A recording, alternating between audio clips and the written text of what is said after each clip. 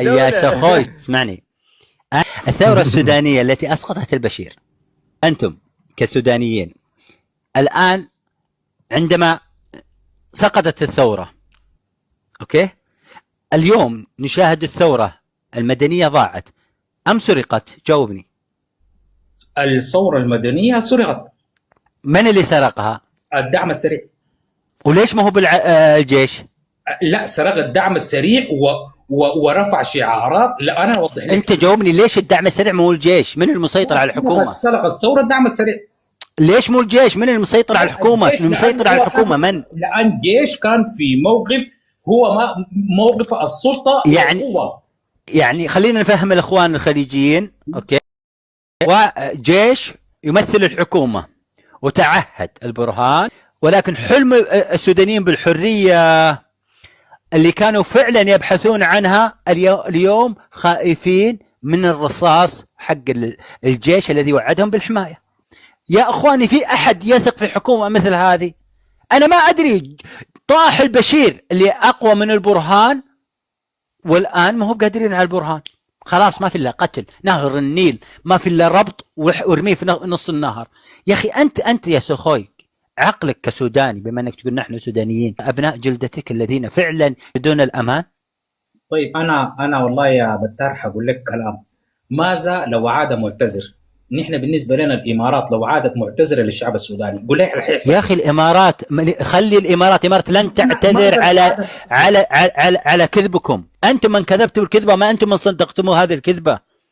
الإمارات أنتم جعلتوها عدو وهمي للشعب السوداني من أجل تضعوا غلطاتكم على الإمارات، لأن اخفاقاتكم وغلطاتكم واسقاطات البرهان لازم يكون في دولة خارجية يضع فيها هذا الغلط، فما لقى إلا الإمارات. لم يجد أي دولة أخرى يضع عليها غلطات السياسية حقت البرهان. يا أخي العزيز، جاوبني على سؤالي الله يحفظك. أنا سألتك السؤال الثالث. جاوبت على السؤال وأنا عندي سؤال. جاوبني بعدين اسال. انا حاجاوب والله. انت لو استريحت الصباح من الصباح ولقيت القناه الرسميه في الشارقه ولا في العين طلعت اعتذار رسمي للشعب السوداني بان نحن نتاسف على التدخل في الشان الداخلي السوداني، انت موقفك حيكون شنو؟ والله تحلم انت والبرهان وكل العالم نعتذر لكم. لو حصل الكلام ده انت موقفك حيكون شنو؟ والله لو تموتون. يا اخي ابو شيخ دقيقه الله يحفظك. سخوي يا اخي رد على اسئلتي اللي انا سالتها لك، ولا عندك اجابه واحده؟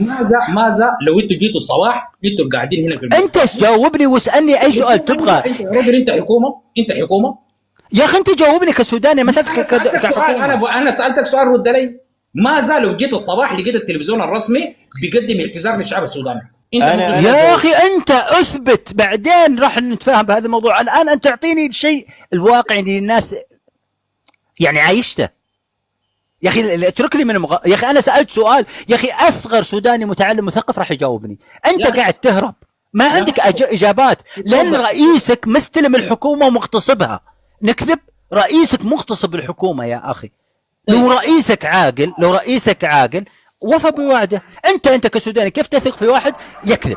كيف تثق في واحد خائن؟ كيف تثق في واحد اساسا يدينا تلطخت من الدماء عشان المقعد السياسي؟ كيف تثق في واحد اسقطته الحكومه العسكريه لكي ينهض حكومه مدنيه وتم تسليمها لحكومه عسكريه؟ يا اخي عبد الفتاح البرهان ما انغلب على شرعيه، تمام؟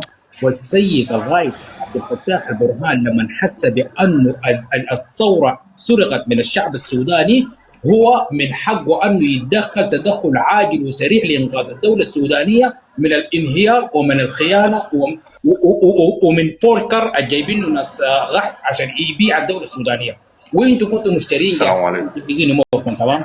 والذي رفع السماء بالعمل. نحن داخل الدوله السودانيه دي نحترم كل من الدول العاونت ووقفت مع الدوله السودانيه. يا اخي شعارات ما ابغى يا سيخوي. انا اقولها لك من النهايه، والله انك ما تملك جمله مفيده الناس يستفيدوا منها، ولكن انا راح اجاوب عنك. الذي شوف اخواني موجودين سودانيين خليجيين، يا اخواني الذي اقسم وانا اقصد بهذا الكلام البرهان، الذي اقسم ان يحمي السودانيين ثم السلطه لين يسلمها للمدنيين الذين من حقهم هذا المقعد الذي اسقطوا البشير، خان الامانه، وهو مسؤول عن دماء المسلمين في السودان. نقطة نهاية السطر. تفضل يا آدم. وانت ما سوداني. وانت اسكت عشان نشوف عبد الحق. السلام عليكم. عبد الحق تفضل. هو عبد الحق معلش ما ادري الدور عند الحوار عندك ابو شيخه. اوكي عبد الحق تفضل. عبد الحق تسمعني؟ من قصدك انا عبد النجار؟ إيه. عبد النجار اسف اسمه مو كامل. تفضل. حياكم الله. السلام عليكم ورحمه الله وبركاته. وعليكم السلام ورحمه الله وبركاته. قبل كل شيء حفظ الله الامارات وحفظ الله السعوديه بلاد السنه. انا كوني مواطن عربي يمني تمام افتخر ان الامارات عز وفخر لكل الشعوب العربيه تمام. من خالفها تمام، من خالف الامارات او من اتهم الامارات في هذه الفتره تمام اما تحصله اما شيعي او حوثي او اخواني. فالاخوانجيه هذول تمام تحصله دائما يدافع على الزعماء ويدافع على هذول اللي طلعوا يعني على ظهور شعبهم تمام، يعني من دون ما يعني ما حاشمين الشعوب ولا انا ما اعرف كيف يفكرون. يعني انت تناقشه تقول له يا فلان كذا هو يقول لك لا الامارات اللي دخلتنا في مزبله واللي عكست علينا. ما هو انت من عدد سكانك 40 مليون و30 مليون، انا اتكلم عن بلادي وعن السودان واي بلاد عربيه تمام.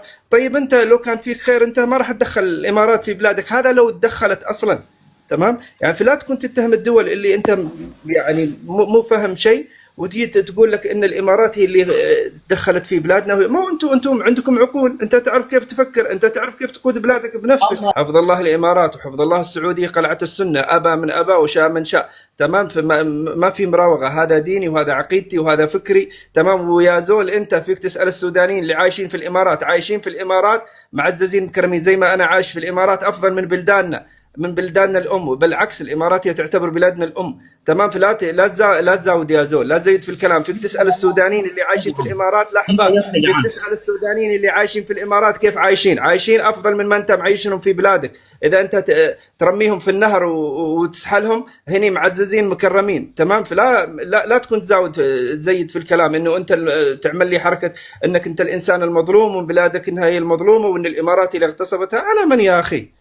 صراحة يعني كل شيء واضح، فما ينفع يعني المزايدة وكذب على الدقون. سلامتكم يا شباب. شكرا عبود، شكرا والله شكرا. تفضل يا آدم. والله فرصة معينة. الرجل أعطيه لكزس، والله أعطيه لكزس. بعطيه قلبي. أنا مو محتاج يا أخي حنا عطيناهم دماءنا أبنائنا نعم قاتلوا معهم أهم من اللكزز يا رخيص. نعم الرجال ما تشتغل باللكازز يا اخوي، الرجال ما تشتغل باللكازز، ولكن هذا خليجنا واحد ونحن عرب واخوان، واقول كلمه حق اتحاسب فيها امام الله عز وجل تمام. وفيك تسال السودانيين اللي عايشين في الامارات هم راح يكلموك